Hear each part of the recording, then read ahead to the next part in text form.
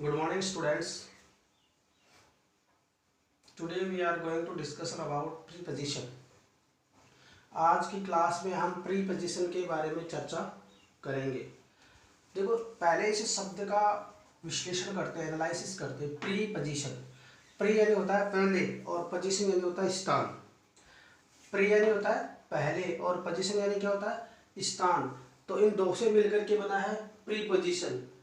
Preposition एक ऐसा शब्द होता है, ऐसा वर्ड होता है जो किसी नाउन या प्रोनाउन के पहले प्रयुक्त होकर के या यूज होकर के उस सेंटेंस के दूसरे नाउन या प्रोनाउन के साथ अपने संबंध को प्रदर्शित करे। दोबारा देखना, प्रीपोजिशन दो शब्दों से मिलकर बना होता है। प्री प्लस पोजीशन, प्री यानी होता है पहले और पोजीशन यानी होता है स्थान।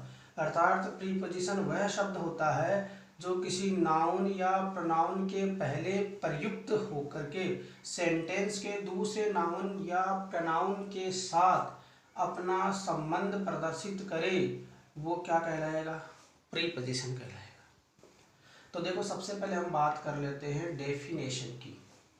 डेफिनेशन जो होती है, परिभाषा क्या होती है इसकी, देखना। ए preposition is a word used before a noun and pronoun to its relation with the other words of a sentence। Preposition वह शब्द होता है जो संज्ञा और सर्वनाम के पहले प्रयुक्त होकर के अपना संबंध वाक्य के दूसरे नाउन या प्रोनाउन के साथ या दूसरे शब्दों के साथ बताए, वो क्या कहलाएगा? प्रीपोजिशन कहलाएगा। अब हम बात करते हैं एग्जाम्पल्स की। The book is on the table. अब देखो, the book is on the table, ये नाउन है, ये प्रीपोजिशन ऑन है और ये टेबल भी नाउन है। तो देखो, पहले the book noun, table noun और ऑन ने इन दोनों के बीच में जो संबंध स्थापित किया है वो प्रीपोजिशन के रूप में होता है। देखिए, द बुक इज पुस्तक है, ऑन द टेबल टेबल के ऊपर। अब आप ये जानते हैं पुस्तक भी नाउन है और टेबल भी नाउन है। तो एक नाउन या प्रोनाउन का उसी वाक्य की दूसरी नाउन या प्रोनाउन के साथ संबंध प्रदर्शित करना क्या कहलाता है? प्रीपोजिशन कहलाता है। तो देखना, the book is on the table, book है वो टेबल के ऊपर है। जैसे मान लो ये टेबल है, मैंने ये कहा है डस्टर जो है वो टेबल के ऊपर है, तो ये टेबल को टच कर रहा है, स्पर्श कर रहा है, तो ये फिजिकल कांटेक्ट में है इसके, इसलिए the book is on the table. देखो, pen is in the ink pot, pen है वो स्याही के दवात के अंदर है। स्याही का दवात खुला और पेन अंदर गिर गया, तो सपोज करते हैं कि पेन कहाँ है? Pen is in the ink pot, pen स्याही के दवात के अंदर है। तो इन किसकी स्थिति में आया? अंदर की स्थिति के लिए। ऑन ऊपर की स्थिति, लेकिन सरफेस में टच कर रहा हो। The cat is under the table, अब जो टेबल के ऊपर बुक है और ये अंडर द टेबल आ गया, तो टेबल के नीचे क्या है? Cat. The cat is under the table, ये इधर एक नाउन आ गई, ये दूसरी नाउन आ गई, इसका संबंध अंडर के साथ बना, तो ये क्या बन गया? The cat is under the table, बिल्ली टेबल के नीचे है। अब नीचे होने की स्थिति से ये साफ जाहिर है कि वो उसका जो नीचे का सरफेस होता है, ऊपर वाला सीलिंग फेस होता है टेबल का, वो उसको कभी टच नहीं करेगी। वो नीचे के फर्श को टच कर रही है, लेकिन टेबल के नीचे होने की स्थिति में भी वो टेबल की छत को कभी भी स्पर्श नहीं करेगी। फिर देखना, the boy is behind the हट, ये बॉय है एक नाउन है, हट यानी झोपड़ी, ये भी नाउन है। और नाउन आपको पता होता है किसी भी व्यक्ति, वस्तु, स्थान, गुण या भाव के नाम को संज्ञा कहते हैं। तो लड़का बॉय कॉमन नाउन है, हट जो ये प्रॉपर नाउन है आपकी, हट ये भी झोपड़ी कॉमन नाउन है, और द बॉय बॉय भी कॉमन नाउन है।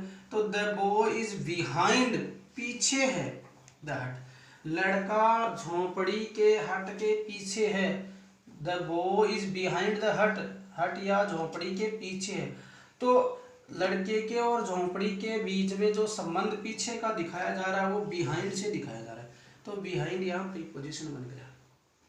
तो ये तो था आपका प्रीपोजिशन का डेफिनेशन और कुछ एग्जांपल्स के माध्यम से प्रीपोजिशन की सिचुएशन को समझना।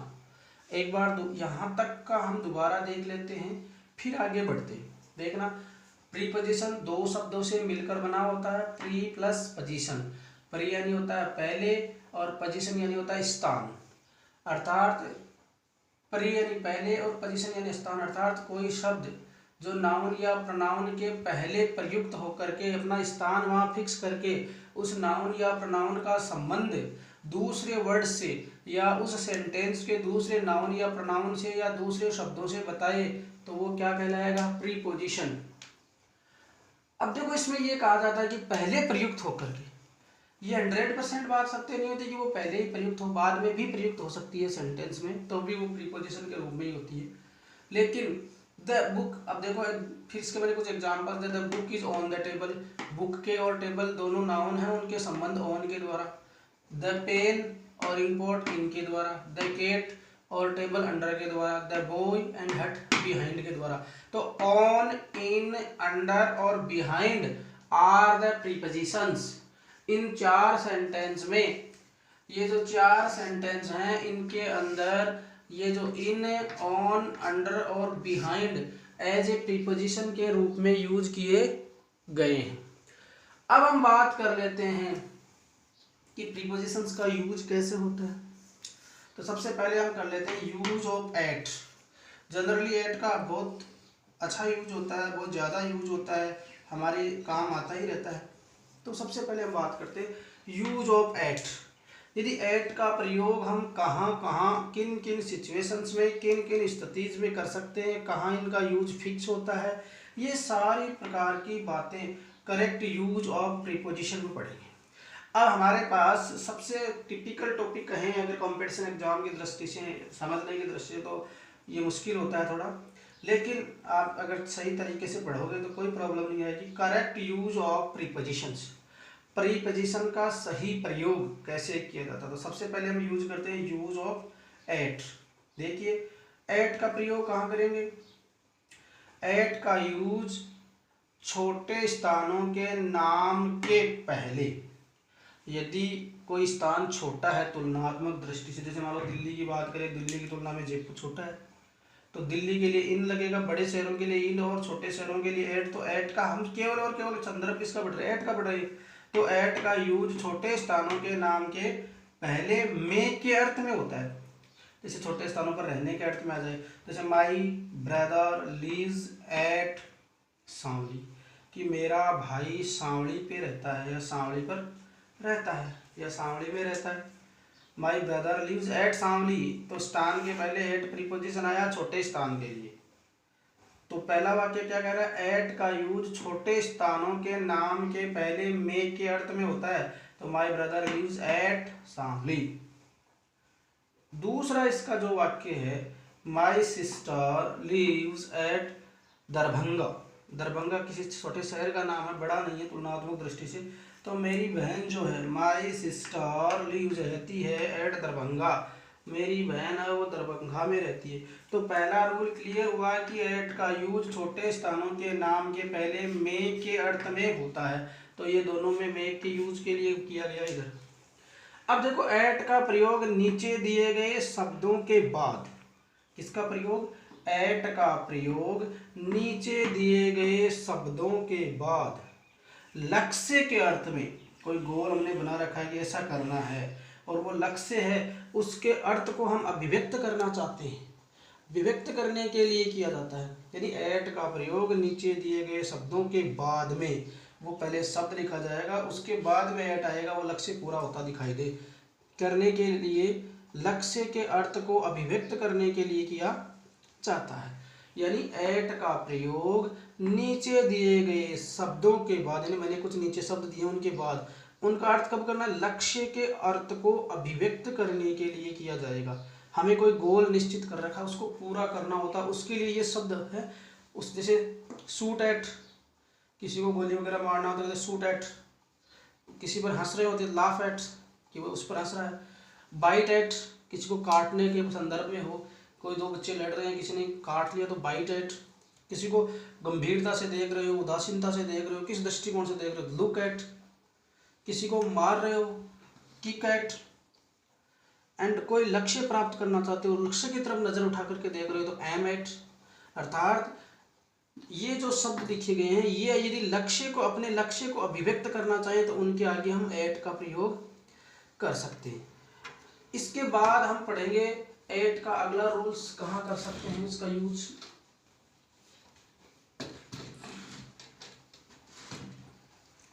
हाँ जी, देखो एट का प्रयोग समय को अभिव्यक्त करने के लिए पर या में के अर्थ में होता है। एट का प्रयोग समय को अभिव्यक्त करने के लिए पर या में के अर्थ में होता है कि समय को यदि हम अभिव्यक्त करें तो उसमें में का मीनिंग निकल सकता है या पर का मीनिंग निकल सकता है, उसके लिए किया। मुद्दे की बात क्या है, मेन बात क्या है, एट का प्रयोग समय को अभिव्यक्त करने के लिए किया जाता है। जैसे he will reach at 5 AM, वह सुबह 5 बजे पहुंच जाएगा। तो 5 बजे का अभिव्यक्त, टाइम को अभिव्यक्त कर रहा, तो टाइम से पहले किसका प्रयोग आ गया, at. He come at 6 o'clock, he came at 6 o'clock, वह 6 बजे तक आ जाएगा, यानी 6 बजे आएगा। ही कैम एट 6 o'clock, वह 6 बजे पहुंच जाएगा। तो एट का प्रयोग समय को अभिव्यक्त करने के लिए पर व में के अर्थ में होता है। जैसे he will reach at 5, he came at 6 o'clock, तो टाइम से बिफोर टाइम दोनों में क्या यूज किया जा रहा है, एट का यूज किया जा रहा है। अगला जो इसका रूल्स बन रहा है एट, एट का यूज निम्न शब्दों के पहले होता है। कुछ ऐसे फिक्स शब्द होते हैं जिसका अगर हम सेंटेंस में यूज करें तो हमें लगभग एट का ही यूज करना होता है। जैसे at home, at school, at the station, at a party, at page 50, at airport, at a match, at college, at the theatre, at university, at the bus stop. ऐसे कुछ वर्ड्स हैं जिनके पहले हम एट प्रीपोजिशन का use करते हैं। दोबारा देख लीजिए, एट का यूज निम्न शब्दों के पहले होता है। At home, at school, at the station, at a party, at page 50, at the airport, at match, at a match, at college, at the theatre, at university, at the bus stop. ये चौथा rule कह रहा है ये कुछ ऐसे fix words हैं जिनके पहले आपको एट का यूज करना होता है। अगला यूज देखें एट का, एट का प्रयोग समय सूचक शब्दों के पहले होता है। कुछ टाइम इंडिकेटर वर्ड्स होते हैं, समय को अभिव्यक्त करने वाले वर्ड्स होते हैं, उनके पहले भी हम किसका यूज कर सकते हैं, एट प्रीपोजिशन का यूज कर सकते हैं। किस तरह के शब्द होने चाहिए, समय सूचक शब्द, अर्थात उस शब्द से ही पता चले कि वो किसी ने किसी समय के बारे में परिचर्चा कर रहे हैं, कोई समय को सूचित कर रहे हैं। तो ऐसे शब्दों के लिए क्या करते हैं, ऐसे शब्दों के लिए एट प्रीपोजिशन है उसका यूज किया जाता है। जैसे हम कुछ एग्जांपल्स लेते हैं, एट नाइट। अब बताओ, नाइट किसी समय को बता रहा है, यानी हमारे पास एक डे होता है, उसके दो पोर्शन होते हैं कंप्लीटली, डे एंड नाइट। और अगर पूरा 24 आवर्स का जो अगर कैलकुलेशन करें तो डे और नाइट में कन्वर्ट कर सकते हैं। और डे को ही हम करें तो डे, मॉर्निंग, इवनिंग, नून, इस तरीके से कर सकते हैं। और रात को अलग से नाइट को डिफाइन करें तो मिडनाइट। तो at night, at noon, at midnight, at afternoon, at midday. ये सारे वर्ड जैसे नाइट है, नून है, मिडनाइट है, आफ्टरनून है, डे ब्रेक है, ये सारे टाइम इंडिकेटिंग वर्ड है, समय सूचक शब्द है। तो दोबारा से देखना, एट का प्रयोग समय सूचक शब्द, तो ये समय सूचक शब्द है, ये समय सूचक शब्द है, नून समय सूचक, मिडनाइट एंड डे ब्रेक। इनके पहले हमने किसका यूज किया है, एट प्रीपोजिशन का यूज किया है। तो साफ साफ लिखा है कि एट का प्रयोग समय सूचक शब्दों से पहले होता है।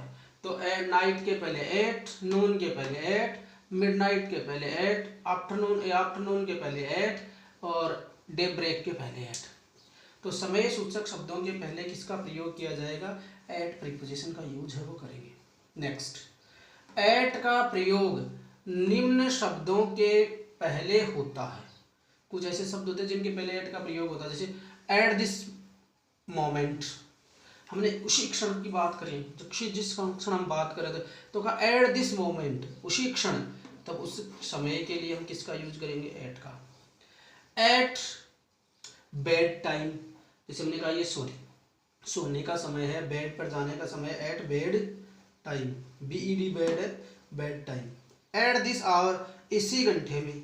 तो ऐसे कुछ समय जो बिल्कुल नज़दीकी समय होता है, उसी क्षण वाले समय जो होता है, at this moment, at bed time, at this hour, इन शब्दों के पहले एट प्रीपोजिशन का यूज होता है। इससे आगे बढ़ते हैं, और एट का प्रयोग कीमत, यानी किसी वस्तु का प्राइस क्या है, दर रेट क्या है, या कोई टाइम से संबंधित चाल जो होती है, उसको चाल की दर को बताने के लिए, से को अभिव्यक्त करने के वाले शब्दों के पहले एट का प्रयोग कीमत, दर या चाल की दर को अभिव्यक्त करने वाले शब्दों के पहले होता है।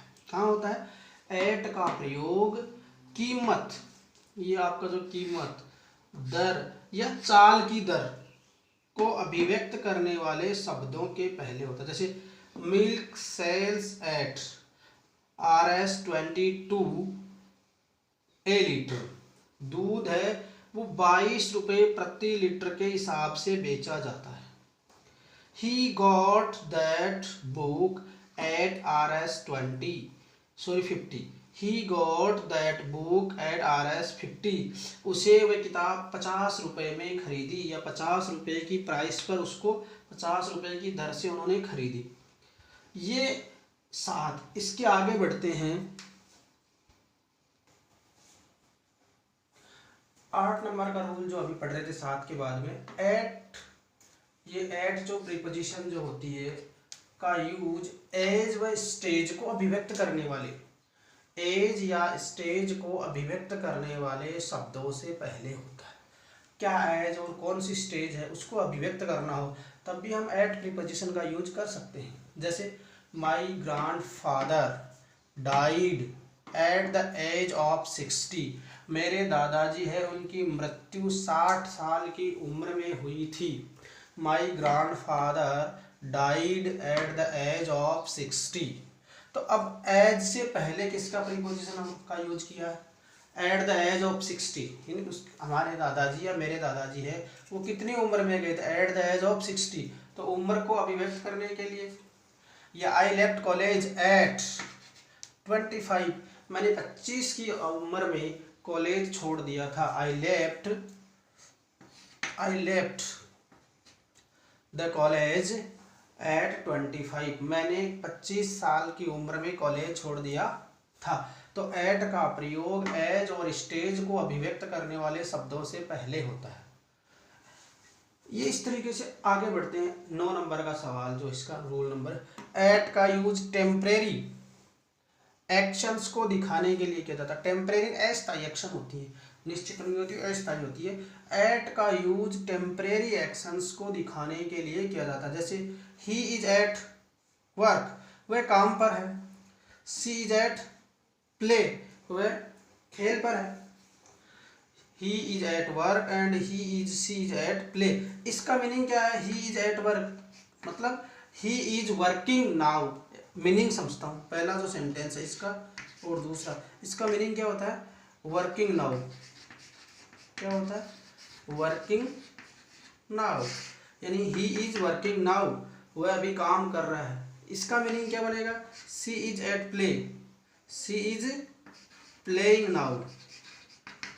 प्लेइंग नाउ यानी बात करते समय वो अपने इन कामों में बिजी हैं। वो काम, खेलने का काम कर रहा है और ये वर्किंग कर रहा है। He is at the work, वह काम पर है, मतलब वहाँ वो काम कर रहा है। वर्किंग नाउ प्रोग्रेस में है। शी इज एट प्ले, वह खेल रही है या वह खेलने के लिए गई हुई है। तो प्लेइंग नाउन वहाँ गई हुई तो वो निश्चित रूप से खेल रही है। तो एट का प्रयोग टेम्परेरी एक्शंस को दिखाने के लिए किया जाता है। अब देखिए ये जो चैप्टर है वो आपका कंप्लीट हो गया, उसमें एट का प्रयोग, कल हम पढ़ेंगे इनका प्रयोग। तो मैंने ये वीडियो देखने के बाद इसके बाद मैंने कुछ इमेज से आपके यहाँ मैं लगाऊंगा, जिससे इसको आप आसानी से अपनी नोटबुक में उतार सकते हैं। और ये जो होमवर्क होगा आपका। Thank you very much.